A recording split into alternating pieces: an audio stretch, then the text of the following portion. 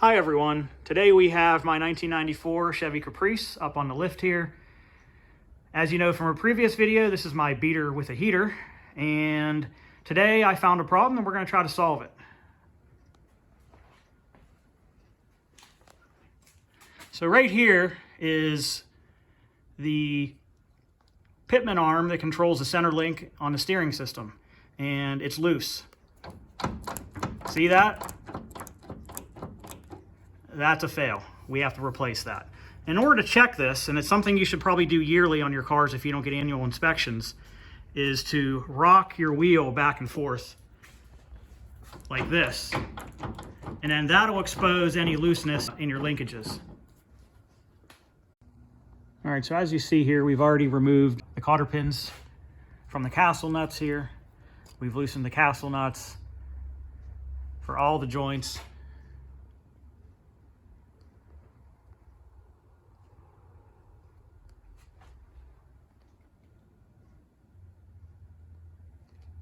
This one on the idler arm, we don't need to loosen. We did anyways.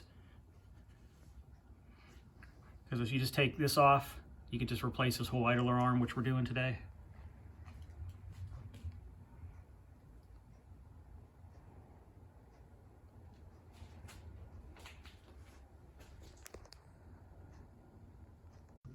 Okay, so another thing you might want to do if you don't plan on getting the car aligned professionally is you can take measurements and put the car back together the way you originally found it.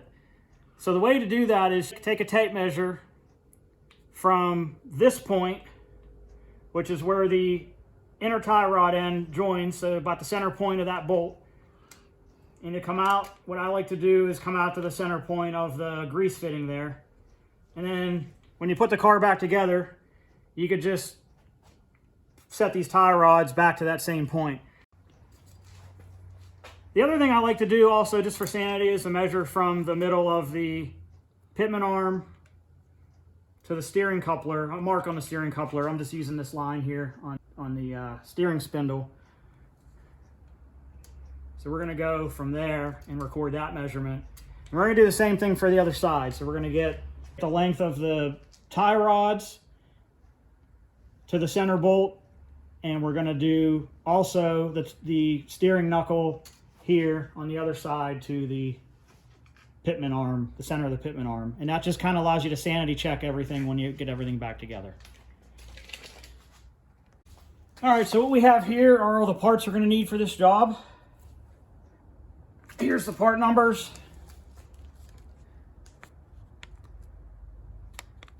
So we have outer tie rods, inner tie rods.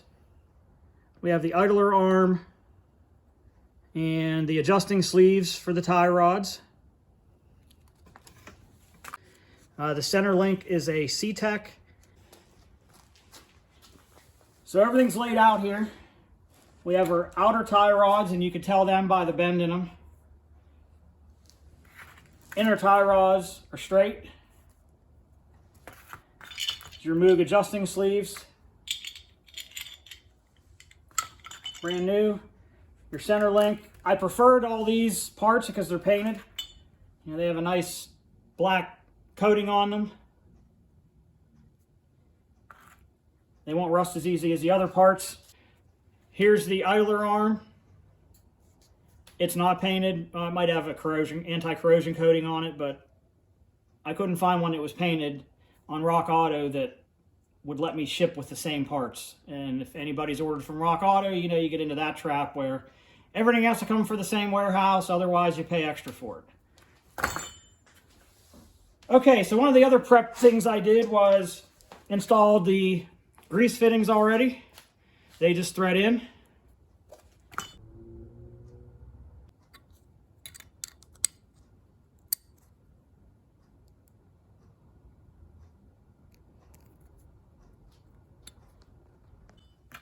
On these ones though, on the inner tie rods, I added these right angle grease fittings. I bought those separate. They normally come with straight grease fittings, but it makes it easier when you're greasing the chassis later to have the right angle ones on there. But there's nothing wrong with just using the straight fittings that come in the bag They give you a new grease fitting and a cotter pin with all these parts. Okay, so in order to disconnect these tie rod ends from the steering knuckle, I'm going to use a pickle fork here. This is a destructive process because it'll damage this joint. You want to make sure you do this on parts that you don't care about. Since we're putting all new parts in, it doesn't matter. So that's why I like to replace all of the parts all at the same time. So you just shove a pickle fork in there, you loosen this nut a little bit so it doesn't come flying off whenever you smack it, and you give it a really hard whack. You might need a couple of whacks and it'll just pop right off. So let's give this a shot. There it goes.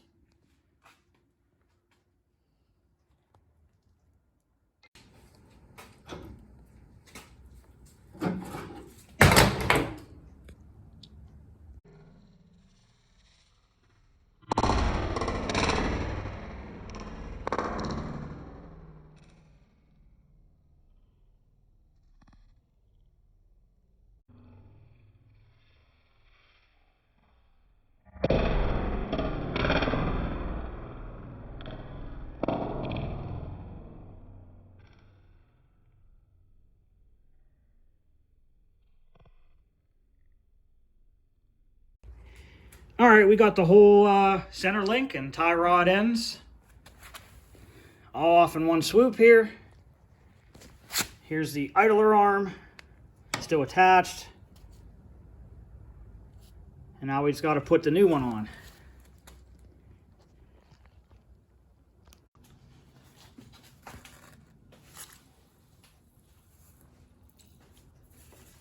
You need to make sure these are cleaned off good.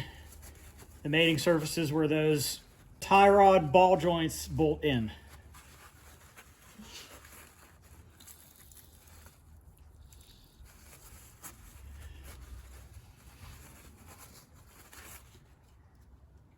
I'm not sticking my finger in the hole. Can we get this one?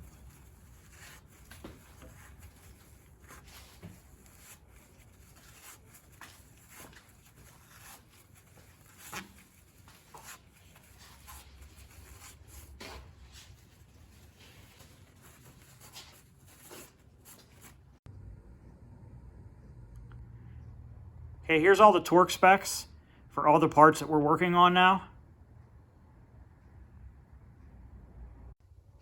Okay, we need to tighten these idler arm nuts to 61 foot-pounds.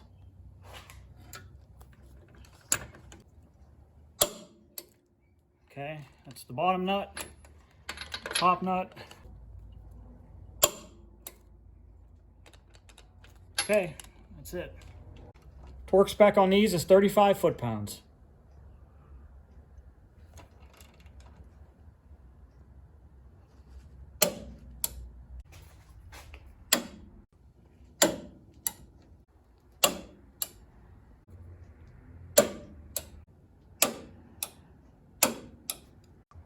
So we'll just turn this just a little bit past torque and see if we can fit the cotter pin in. And there it goes, it fits.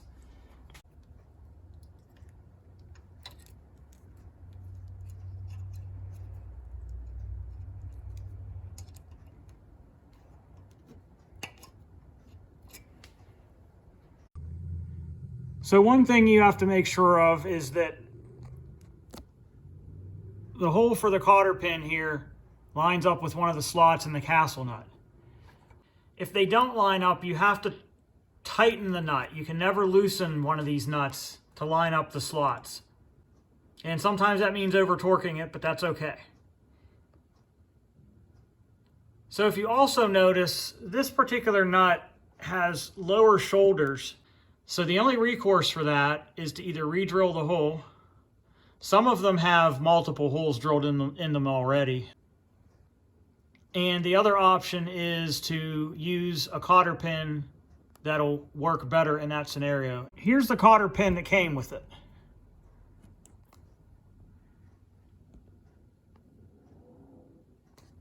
It has this rounded top on it. But you see it's not going to bite you know, in one of those slots very well, even when it's installed all the way. I just don't trust it to get enough bite in that groove, in that slot. So here's what we're going to do. This cotter pin has a different shape to it. So if we use that one,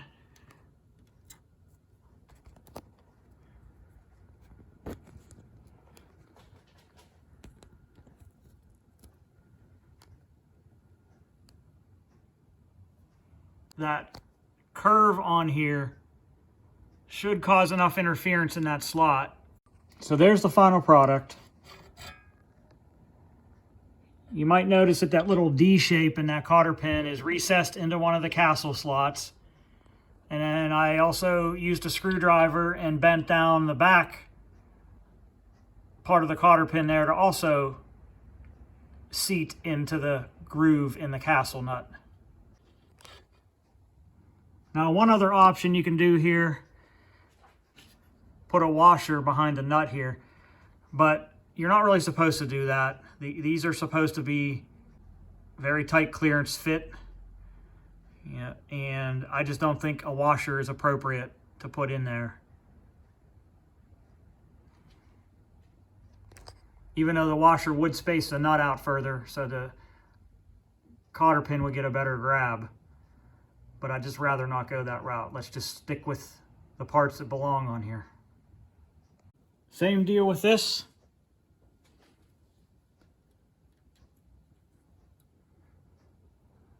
This deeper loop there should go into the castle nut slot.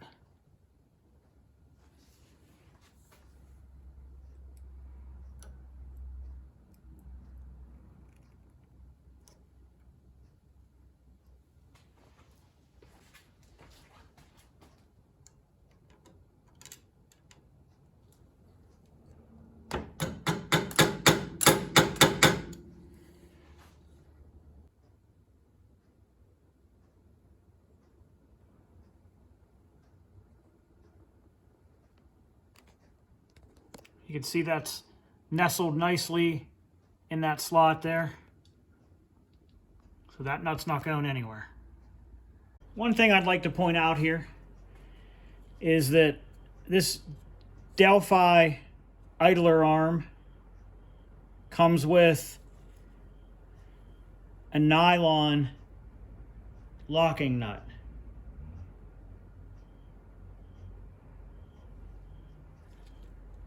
I went ahead and used a castle nut similar to this, which is what was stock on these cars. The center link came with new castle nuts. So rather than using the nylon locking nut, I always prefer to use castle nuts when there's a hole in the stud to do so. Castle nuts with cotter pins are similar to the aviation nuts and bolts that have safety wire on them. They're done that way for a reason. It's also easy to visually inspect, to make sure, just a visual inspection to make sure if that cotter pin is in place or the aviation safety wire is in place, then you know that that fastener has not moved. Okay, next step is we're going to get these tie rods adjusted to the correct length. So you just do that by turning the sleeve one way or the other to get the desired measurement, to match the measurements you took at the beginning of the project. So the way these work is if you turn it this way,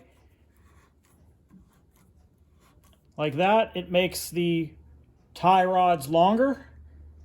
And if you turn it this way, it makes the tie rod shorter. In this case, I got to go a couple of turns longer. So once you're done adjusting, you want to just spin these around without turning the sleeve.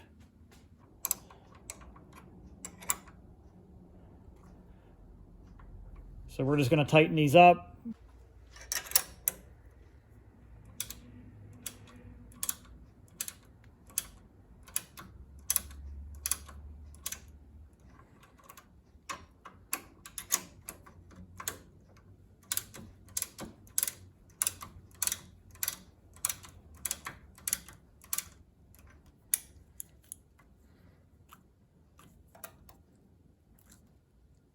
Yeah, that's nice and tight now.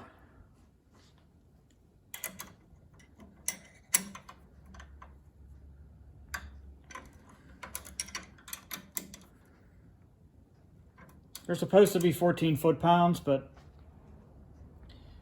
I prefer to tighten them to the point where the sleeve will not move. And it's not moving, so we're going to call it done on that one.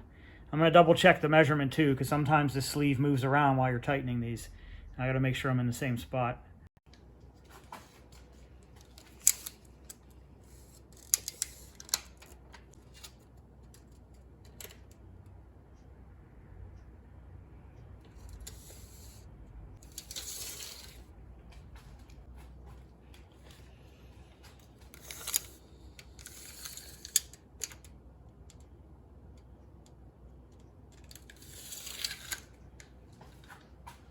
Now remember, my measurements are not the same as your measurements.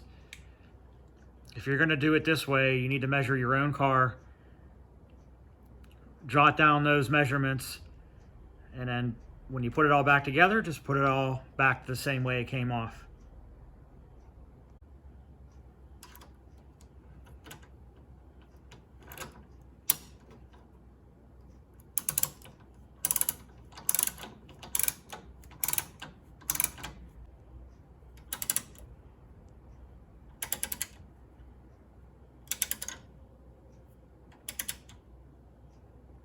Tighten them so this one's still loose. Tighten them so this one no longer moves. It doesn't, so we know this one's tight enough. And just do the same for this one.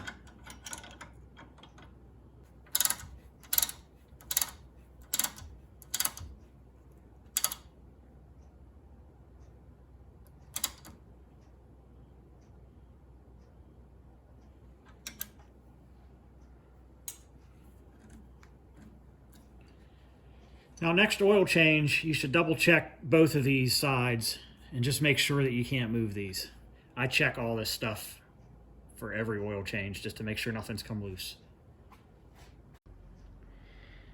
Okay, the final step is to grease up these grease fittings. They come dry from the factory when the parts are new, or at least there's a little bit in there for just initial installation purposes, but you have to give it a full greasing after install. The grease I like to use is this Lucas Red and Tacky. I have been using it for years. I'm going to give this about 4 pumps, and I'm going to see if this seal moves at all. And I'm starting to see the seal move.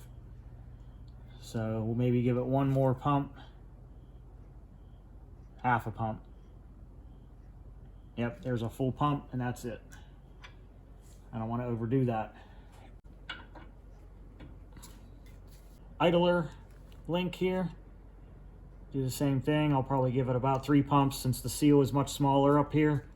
It's going to be harder to see. And after 2, in fact, I saw some movement in that seal, so I'm just going to call that done. And finally, the idler arm pivot. That's a bigger joint, so I'm going to probably put 4 in there. Again, I'm going to watch for seal movement.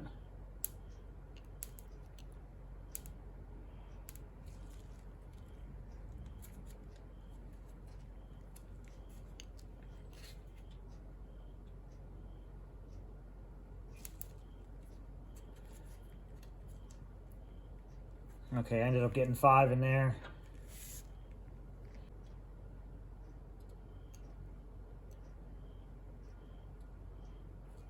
I'll do 4 in there.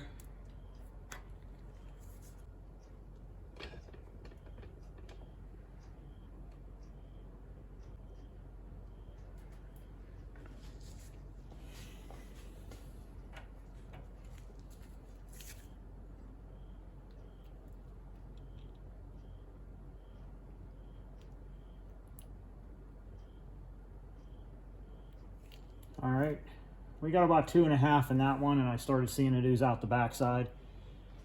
So we're gonna quit there.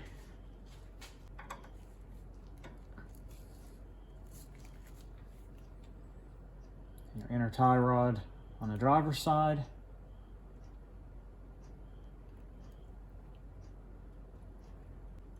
About 4 pumps in there. Call that one good.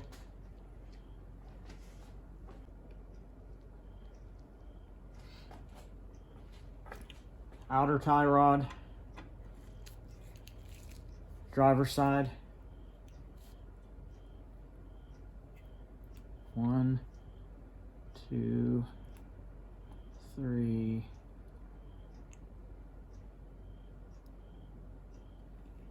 And about 3.5 on there. I see the seal moving pretty good. We'll stop there.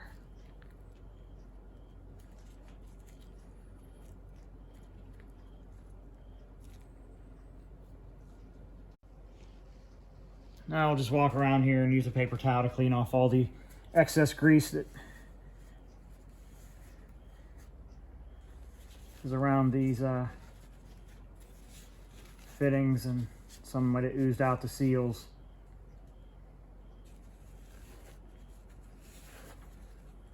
And it's not a bad idea to just kind of smear some of this around, just to kind of help with some anti-corrosion efforts. So just for the heck of it, why not? You know, this is kind of a bare steel here, so I'm just gonna do some rust protecting here.